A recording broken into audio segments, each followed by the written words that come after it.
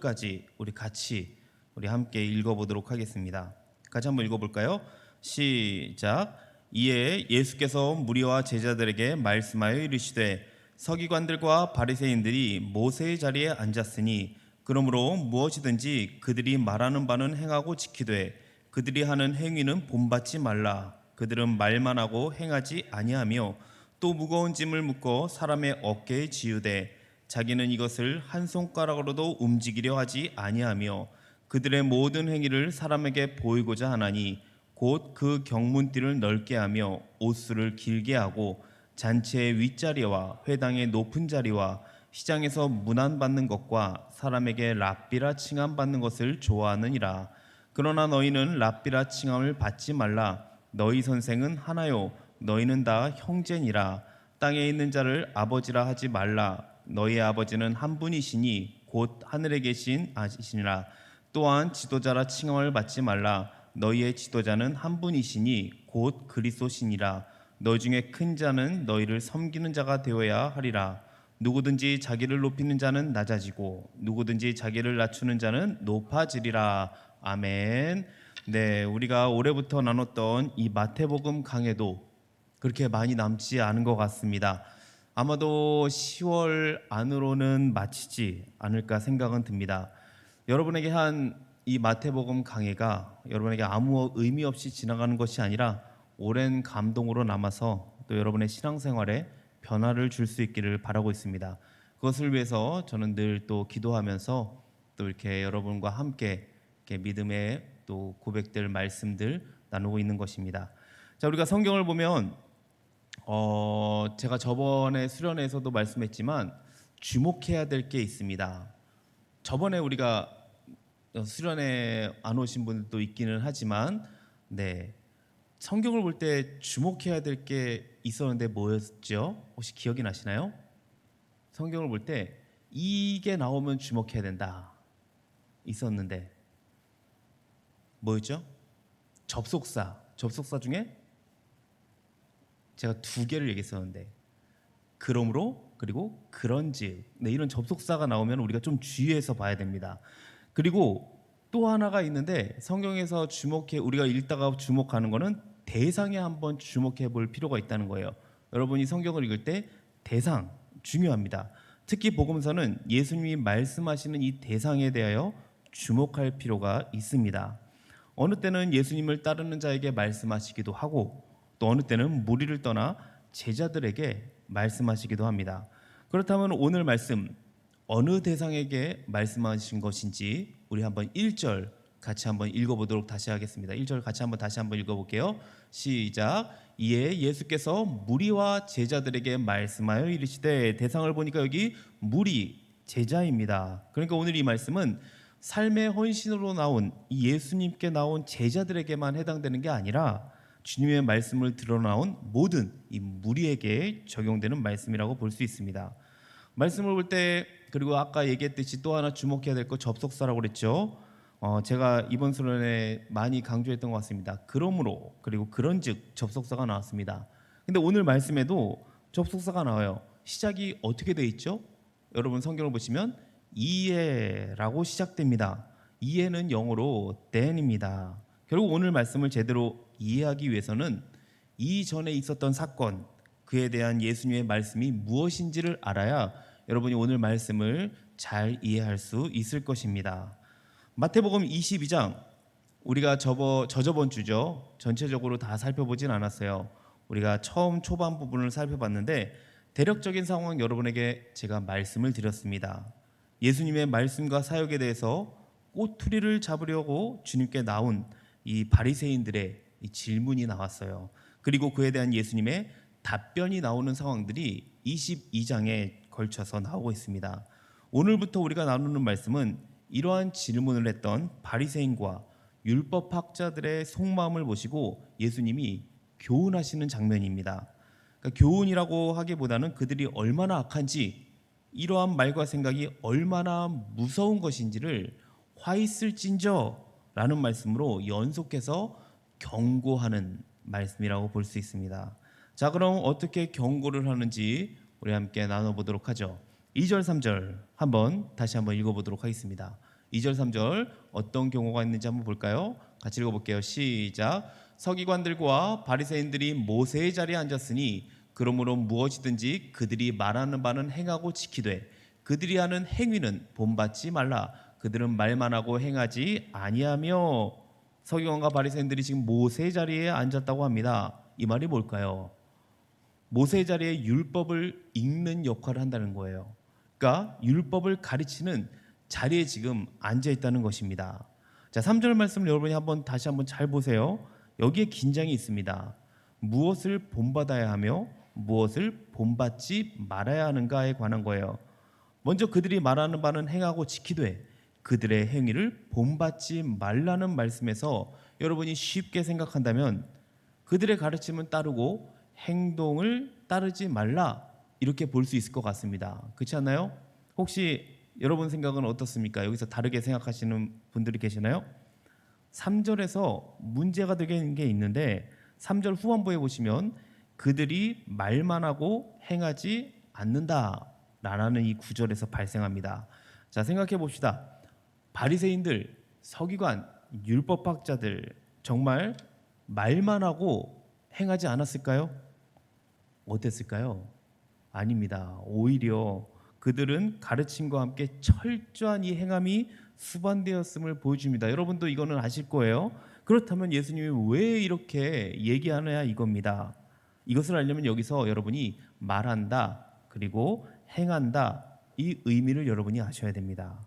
여기서 말하는 것은 장로들의 구전이나 전통이 아닙니다. 이 말한다에서는 하나님의 계시가 들어간 하나님 말씀 그 자체를 말합니다. 그 하나님 말씀 뭡니까? 여러분이 아시는 거예요. 성취된 율법, 이 성취된 율법 하나님 말씀을 말하는 겁니다. 그러니까 성취된 율법 하나님 말씀은 철저히 지켜야 한다. 그러나 그들의 행위는 본받지 말라는 거예요. 바리새인과 서기관들의 행위는 일로 사용됩니다. 모세의 자리에서 모세 율법을 해석하고 가르치는 거였어요.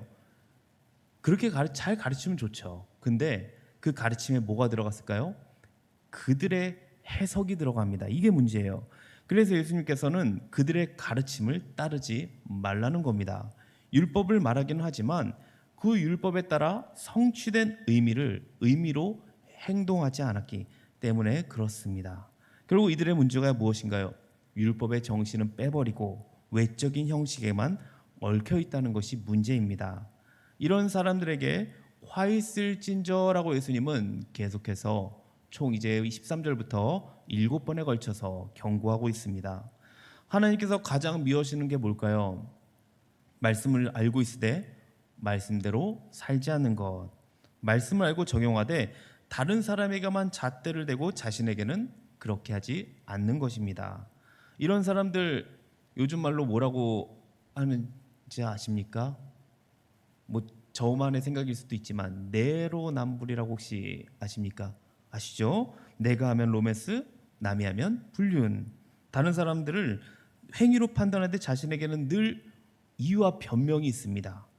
이 말씀의 의미가 우리가 말한 그대로 이거 완전하게 살아라 이 의미는 아닐 것입니다. 마태복음 7장 5절에 보면 예수님이 이렇게 말씀합니다. 외식하는 자여 먼저 내 눈 속에서 들보를 빼어라. 그 후에야 밝히 보고 형제의 눈 속에서 티를 빼리라. 하나님은 우리들에게 완전하고 거룩하라고 명령하시지만 여러분이 한번 나 자신을 한번 생각해 보세요. 내가 그렇게 완전하게 살 수 있는지 아니면 내가 그렇게 거룩하게 내가 살고 있는지. 그래서 성경은 끊임없이 용서를 얘기하고 있습니다. 거룩 한번 봅시다. 거룩이 뭐죠? 거룩하다. 여러분이 아시듯이 완전하다 아니면 구별되다 이렇게 의미를 여러분이 알고 있을 것입니다. 근데 거룩하라고 했을 때 우리가 이렇게 완전해지거나 완전히 구별될 수 있냐 이거예요. 우리는 아마 완전해지지는 못할 것입니다. 이렇게 완성된 의미보다는 완전으로 가는 과정과 용서의 은혜를 말하는 것이 아닐까 생각을 합니다. 이사야 1장 18절에 보면 죄로 인해 심판받는 백성들을 향해 이렇게 예언을 합니다. 제가 읽어드릴게요. 여호와께서 말씀하시되 오라 우리가 서로 변론하자. 너희의 죄가 쥐온 같을지라도 눈과 같이 희어질 것이요 진홍같이 붉을지라도 양털같이 희게 되리라. 서기관과 바리새인들은 죄를 미워할 뿐만 아니라 죄인들도 미워하는 사람들이었습니다. 이들에게 정의는 있을지 몰라도 어떤 게 없었냐면 사랑이 없었어요. 사랑. 그래서 사랑이 없는 정의는 이렇게 무서운 겁니다. 오늘 본문에서는 또 이렇게 표현하고 있죠. 4절을 같이 한번 읽어보겠습니다. 오늘 본문 4절에는 또 이렇게 얘기합니다. 같이 읽어볼게요. 시작. 또 무거운 짐을 묶어 사람의 어깨에 지우되 자기는 이것을 한 손가락으로도 움직이려 하지 아니하며 하나님께서 사람에게 율법을 주신 이유는 이 땅 위에서 하나님의 사람으로 살아가는 법을 가르치기 위한 것이었는데 언제부터인가 그 율법이 무거운 짐이 되어버렸습니다. 그 율법을 주신 이 하나님의 마음은 다 사라져버리고 율법을 지켜야 하는 이 무거운 규칙만 남은 것이죠. 그래서 이 사랑이 사라져버린 율법에는 특징이 있습니다. 율법을 더욱 세분화시켜서 지켜야 하는 것들을 계속 만들어갑니다. 제가 이 바리새인들이 규칙을 세분화시킨 이야기는 한 2번 정도 했기 때문에 여러분이 아실 거예요. 당시 바리새인들과 사두개인들 그리고 율법학자들이 이렇게 율법을 세분화시켰는데 하나의 율법에 수많은 세칙들을 만들어 놓습니다. 그리고 이것을 백성들에게 어떻게든 지킬 것을 강요합니다. 이게 얼마나 감당하기 힘든 무거운 짐인 줄 아십니까?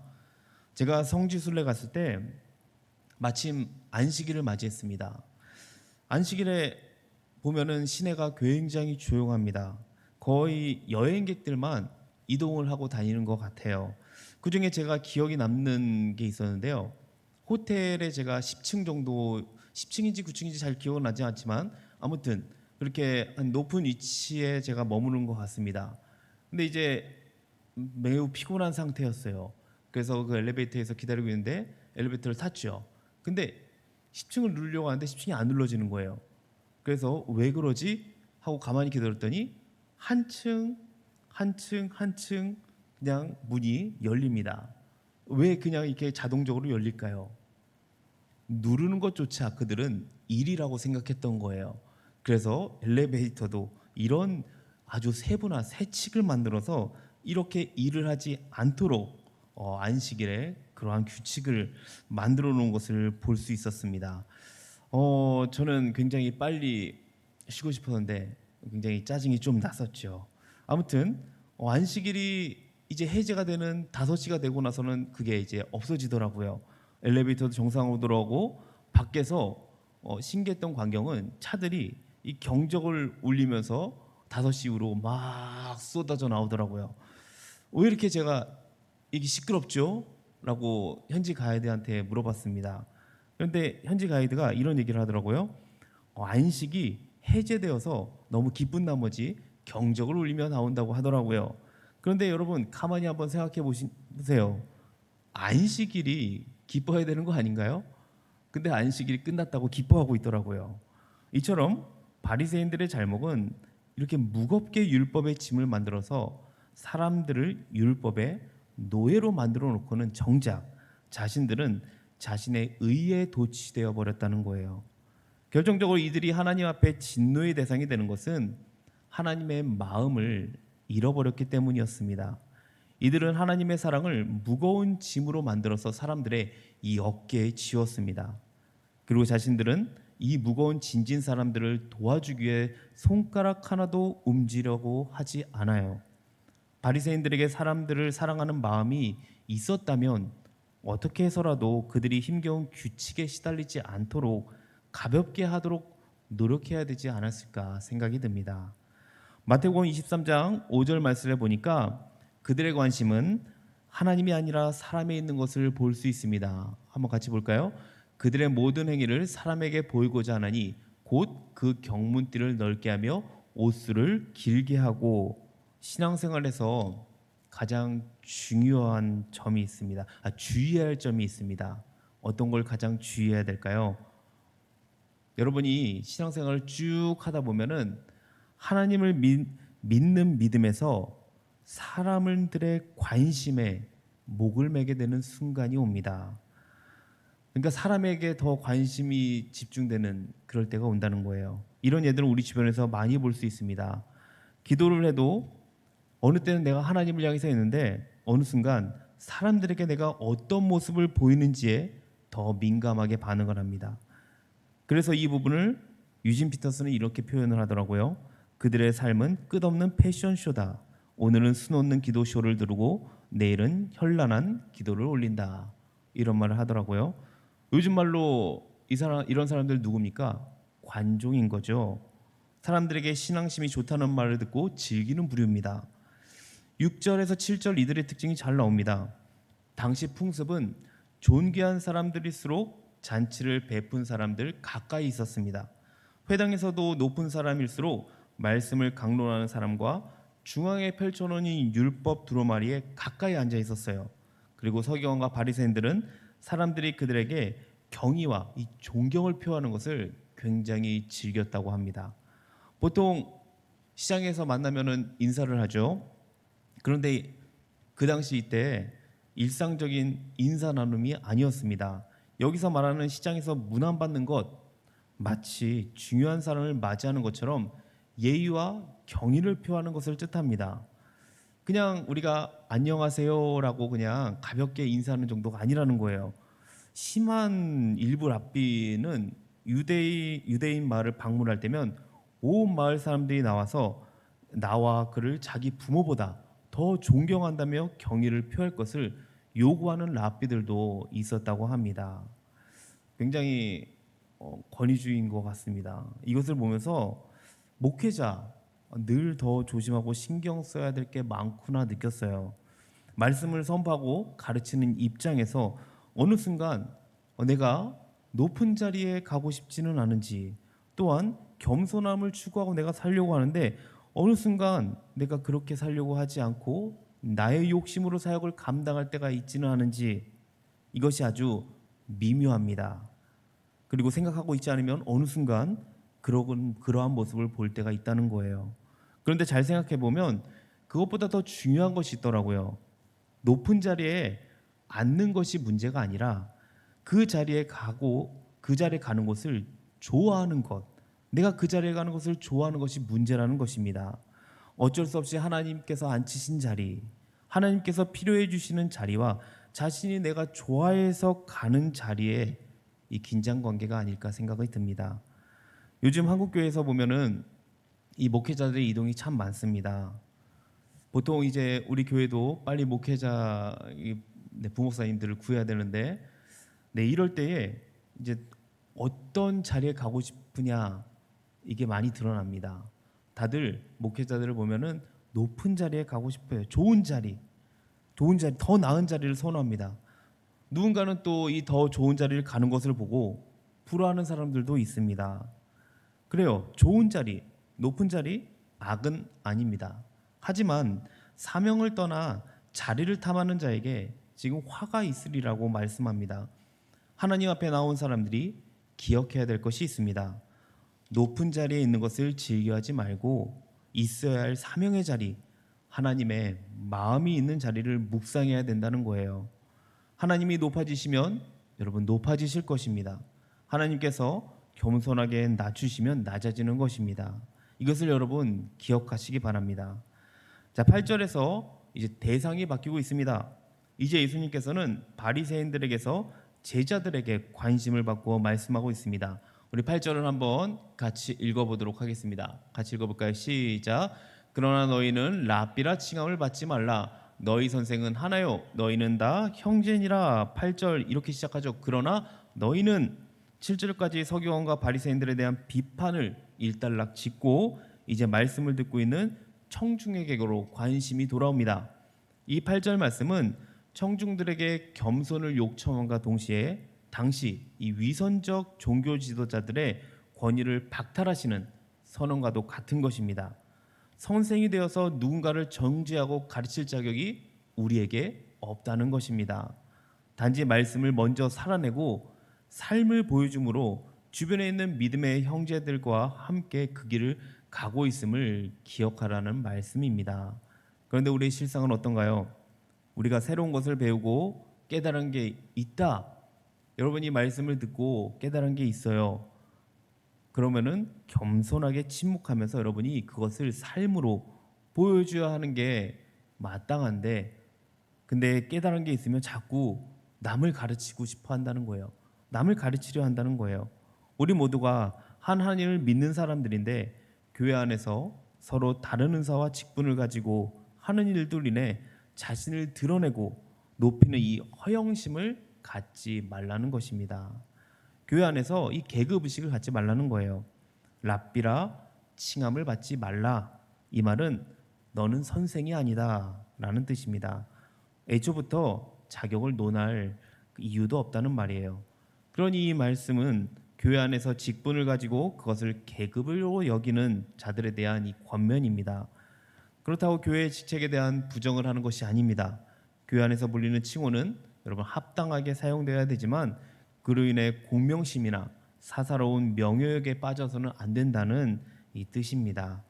자, 랍비라 칭함을 받지 말라 이어서 지금 이제 지도자라 칭함을 받지 말라고 합니다. 이 지도자, 신약 성경에서 유일하게 나오는 말인데요. 앞서간다 혹은 안내하다라는 뜻입니다. 그러니까 이 말은 교사나 스승으로 해석이 될 수 있을 것 같아요. 우리가 알고 있는 스승 어느 정도입니까? 그냥 뭐 선생과 제자 요 정도로 아마 생각이 들지 모르겠지만, 지금 여기서 말하는 스승은 자신을 따른 자들에게 완전한 모범이 되는 스승이에요. 그러니까 각각의 제자들을 완전하게 책임질 수 있는 전인적인 스승이라는 의미를 내포하고 있는 것입니다. 그 당시에 바리새인들은 감히 자신들에게 이 용어를 붙이곤 했습니다. 누가 완전하게 앞서서 인도할 지도자로서 자격이 있을까요? 누가 완전한 인격에 모범을 보이며 앞서갈 자가 있을까요? 예수 그리스도 외에는 우리에게 지도자가 될 분이 없음을 아시기 바랍니다. 대개 이단들이 교주라 칭하는 자들이 이 지도자의 자리를 예수님을 대신해 자신이 가지려고 합니다. 절대적으로 이제 자신을 따르라고 하는 사람들이죠. 자, 이 모든 유혹에서 벗어날 수 있는 일이 있습니다. 이제 이 말씀이 중요합니다.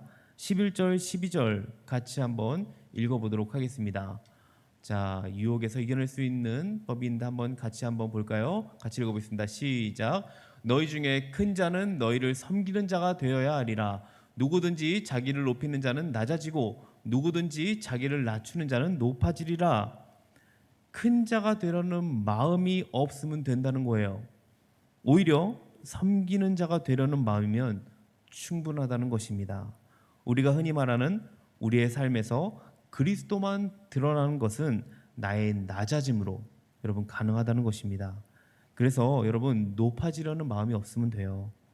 스스로 낮아지는 섬김의 모습이 이 모든 것에서 벗어날 수 있습니다. 이것이 오늘 제목인 하나님의 리더십입니다. 이 부분을 사도 바울은 빌립보서 2장 8절에서 이렇게 표현하고 있습니다. 사람의 모양으로 나타나사 자기를 낮추시고 죽기까지 복종하셨으니 곧 십자가에 죽으심이라. 이 마음을 잃어버린 사람들에게 화가 있을 것입니다. 진정 하나님을 믿는다는 것은 하나님의 마음으로 하나님의 뜻을 따라 사는 것입니다. 그렇게 하나님의 마음을 잃어버린 채 바리새인들이나 서기관들이 행했던 이 종교적 이중인격자가 되지 말라는 그 말씀을 여러분 가슴 깊이 새겨야 될 것입니다. 이 원칙 다 알고 있을 거예요. 그런데 실천하기가 매우 어렵기 때문에 예수님은 한 번으로 얘기하는 것이 아니라 계속해서 말씀하고 있는 것입니다. 하나님 나라의 리더십, 섬기는 리더십인데 우리는 다 섬기는 리더가 되어야 할 줄 믿습니다. 말로만 가르치고 설교하는 것이 아니라 우리의 삶이 설교와 가르침이 되어야 할 것입니다. 예수님이 우리에게 모범을 보이셨으니 그 주님 따라 살아가는 저와 여러분이 되시기 바랍니다. 하나님 나라의 가장 기본적이고 중요한 원칙을 행하는 우리 비저너스 청년부 되시기를 주님의 이름으로 축복합니다. 아멘. 네, 우리 함께 오늘은 무반주 찬양을 하도록 하겠습니다. 여러분이 오늘 찬송가입니다. 하필 또 오늘 찬송가긴 한데요. 처음 찬송가를 말씀 끝나고 같이 했지만 이 찬송가 가사를 여러분이 잘 생각하시면서 그 가사대로 우리가 기도하는 마음으로 함께 찬양하고 같이 제가 기도하고 마치도록 할게요. 무반주 찬송가는 새벽 예배 때만 한 것 같은데 같이 여러분 큰 소리로 찬양했으면 좋겠습니다. 찬송가 여러분 모르시는 분들도 꽤 많더라고요. 그만큼 청년부에서 찬송가를 안 했다는 거기 때문에 제가 그래서 9월 달부터는 헌금송은 찬송가로 할 것입니다. 여러분 찬송가도 같이 익히면서 하면 좋을 것 같아요. 자, 그럼 예수 따라가며 같이 한번 무반주 찬양을 하도록 하겠습니다. 예수 따라가며 복음 순종하면 우리 행할 길 완하겠네. 주를 의지하며 순종하는 자를 주가 늘 함께 하시리라. 의지하고 순종하는 길은 예수 안에 즐겁고 복된 길이로다. 해를 당하거나 우리 고생할 때 주가 위로해 주시겠네. 주를 의지하며 순종하는 자를 주가 안위해 주시리라. 의지하고 순종하는 길은 예수 안에 즐겁고 복된 길이로다.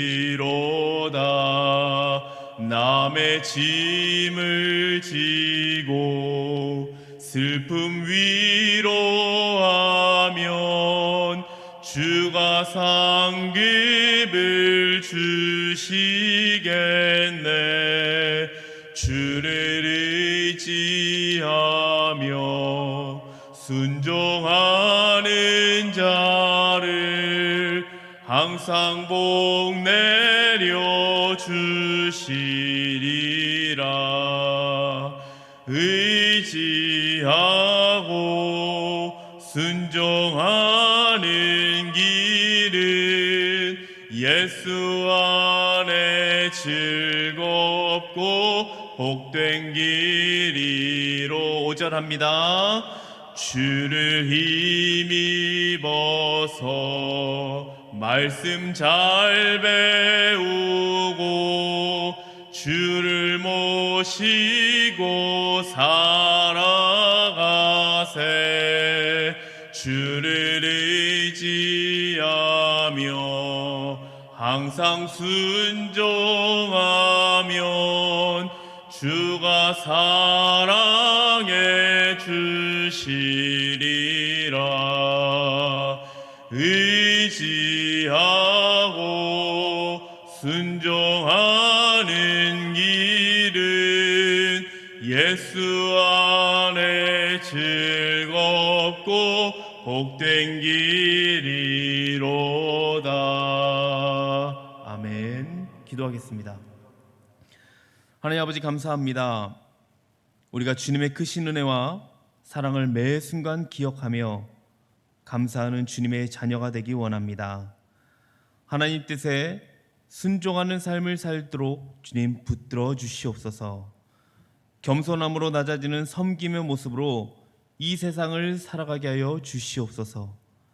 그러한 삶을 살 때 우리 삶 속에서 열매 맺을 줄 믿습니다. 그 길이 즐거운 길이 되게 하시고 복된 길이 되도록 우리를 은혜의 손길로 주님 붙잡아 주시옵소서. 감사드리며 예수님 이름으로 기도합니다. 아멘.